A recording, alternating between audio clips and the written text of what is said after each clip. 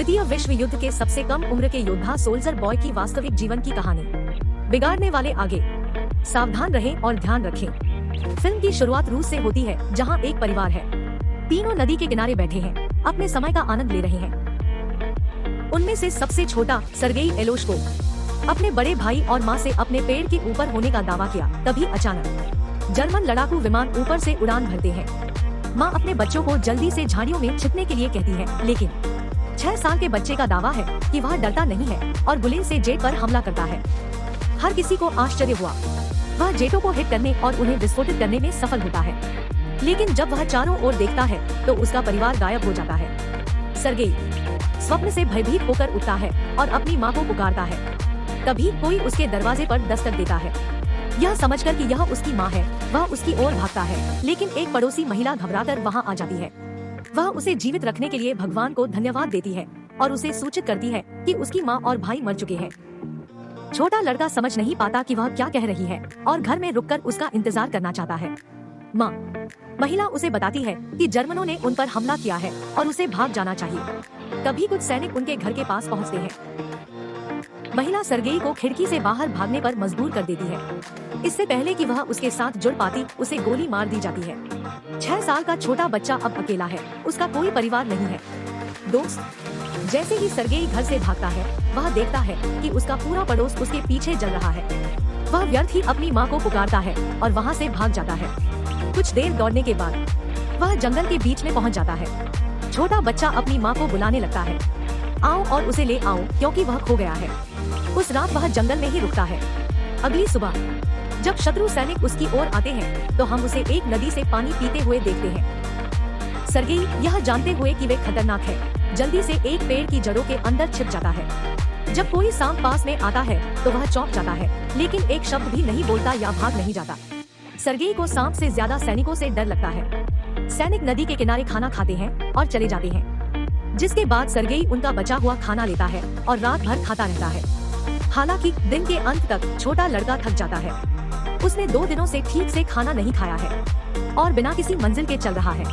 वह लंगड़ा कर गिर जाता है, लेकिन चलना बंद नहीं करता। जबकि रास्ते में वह जंगली जामुन देखता है और उन्हें खा जाता है, लेकिन तभी उसके पीछे एक विस्फोट होता है।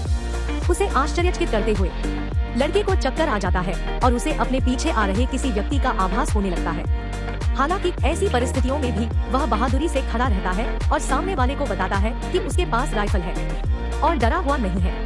वह लंगड़ाते हुए आगे बढ़ता है, लेकिन थोड़ी देर बाद बेहोश हो जाता है। जब वह सो रहा होता है, 2 सैनिक उसके पास आते हैं। यह दृश्य रूसी सेना के अड्डे की ओर जाता है। कमांडर कुज़नेत्सोव अपने गश्ती सैनिकों की प्रतीक्षा कर रहे हैं। वे छोटे बच्चे के साथ अंदर आते हैं, जो घायल और कमजोर है। जब सैनिक दावा करते हैं कि वे उसके पक्ष में हैं, तो छोटा लड़का खुलकर बोलता है, अपना परिचय देता है। जब बच्चा कमांडर से हाथ मिलाता है तो सैनिक हंस पड़ते हैं। सुझाव है कि वह भी अपना परिचय दे। सैनिकों को स्नेह महसूस होता है। छोटा बच्चा और उसके चारों ओर घेरा बनाओ। वे उसे पानी पिलाते हैं और खाना खिलाते हैं, यहाँ तक कि अन्यथा ठंडा कमांडर भी बच्चे की देखभाल करता है। कात्या नाम की एक नर्स सर्गेई को कपड़े पहनाती है, घाव करता है और उसके व्यक्तित्व से मंत्रमुग्ध भी है। बच्चा उससे अपने घावों पर एक टैग बनाने के लिए कहता है, क्योंकि वह बड़ा होकर एक सैनिक बनना चाहता है। घायल सैनिक भी बच्चे से बात करते हैं, महसूस करते हैं। लाइटर सर्गेई कमांडर की बंदूक और उसके बैग से मोहित हो गया है। सेनापति भी सबका उत्तर देता है। छोटे लड़के के प्रश्न और गोलियां निकालने के बाद उसे अपनी मानद पिस्तौल से खेलने की अनुमति दी जाती है। सर्गेई उसे अपने पेट पर खींचा हुआ टैंक दिखाता है और खुद के सैनिक होने का दावा करता है। लड़का बहुत जल्दी ठीक हो रहा है।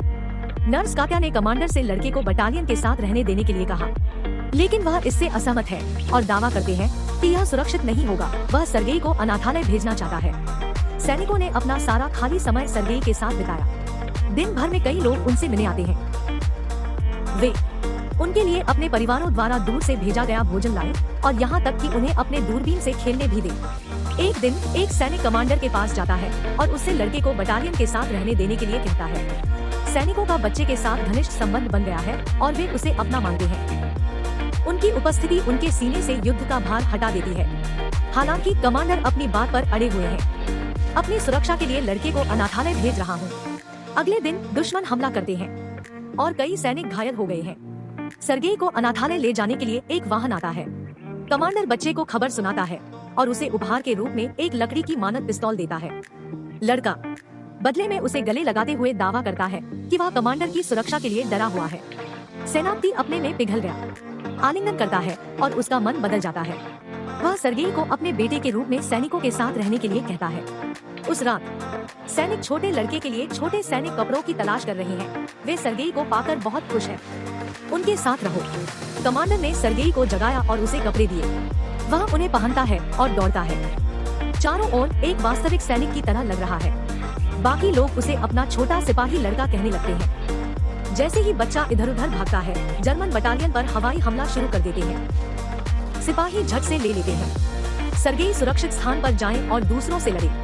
घायल सैनिकों की संख्या तेजी से बढ़ती है। सर्गेई अपने आप को उपयोगी बनाना चाहता है, इसलिए वह प्यासे सैनिकों के लिए पानी लाता है। उनमें से एक उसे पढ़ने के लिए कहता है। उनके परिवार द्वारा भेजा गया एक पत्र, क्योंकि उनकी आंखों पर पट्टी बंधी हुई है। छोटा लड़का चाहता है मदद करो, लेकिन पढ़ना नहीं जानता।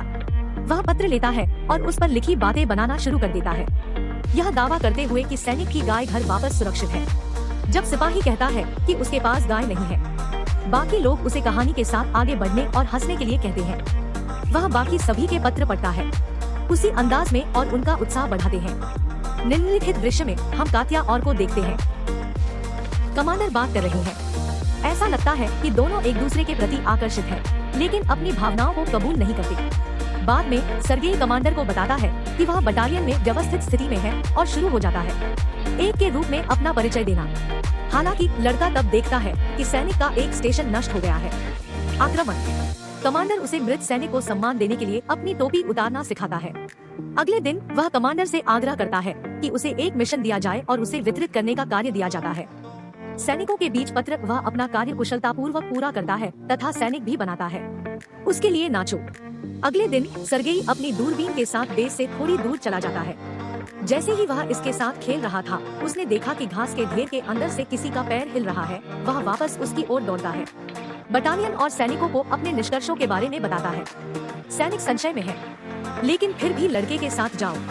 जब वे घास के ढेर के पास पहुँचे तो दो जर्मनों को देखकर सतर्क हो गए। जासूस नीचे छिपे हुए हैं। जासूसों को गिरफ्तार कर लिया जाता है और बच्चे की बुद्धिमत्ता के लिए प्रशंसा की जाती है। उस रात कमांडर सर्गेई को उसके गोद लेने के कानूनी कागजात दिखाता है। वह अब आधिकारिक तौर पर है। बच्चे के पिता सर्गेई को कात्या के लिए कमांडर की भावनाओं के बारे में पता है, इसलिए उसकी दयालुता का बदला चुकाने के लिए वह उसे कबूल करने के लिए ले जाता है। लेकिन दोनों ने उसे एक अलग आदमी से बात करते हुए देखा और गलत तरीके से।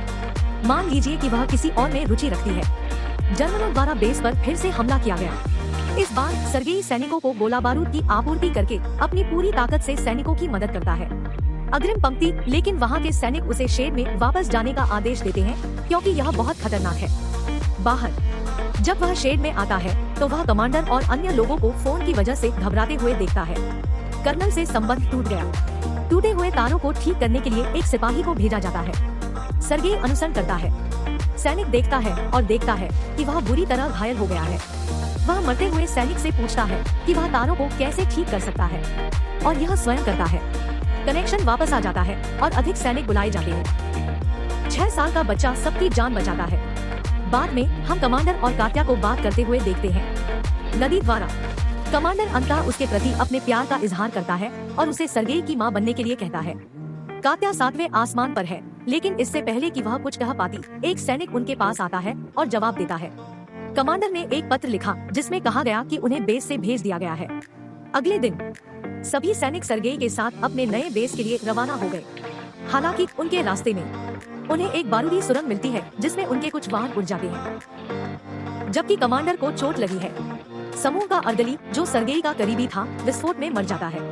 वह रोता है और कमांडर को गले लगाता है। वे घायलों को अपने साथ ले जाते हैं और अपने नए अड्डे की ओर अपनी यात्रा जारी रखते हैं। जब वे अंततः दूसरे बेस पर पहुंचते हैं तो वे कमांडर के नेता से मिलते हैं। सामान्य वह भी बच्चे की महत्वाकांक्षा से प्रभावित है और कमांडर को इसके लिए बधाई देता है। इतना स्मार्ट बच्चा होना। अगले दिन उनके डिवीजन को एक गार्ड बैनर सम्मानित किया जाता है और लड़का भी वैसा ही है। जब जनरल उसे अपना बैच देता है तो वह अपने देश को बचाने का वादा करता है। एक रात उनके अड्डे पर बेरहमी से हमला किया जाता है और कमांडर खंडहरों के नीचे फंस जाता है। सर्गेई अपने पिता के लिए रोता है और उसे बचाने की कोशिश करता है।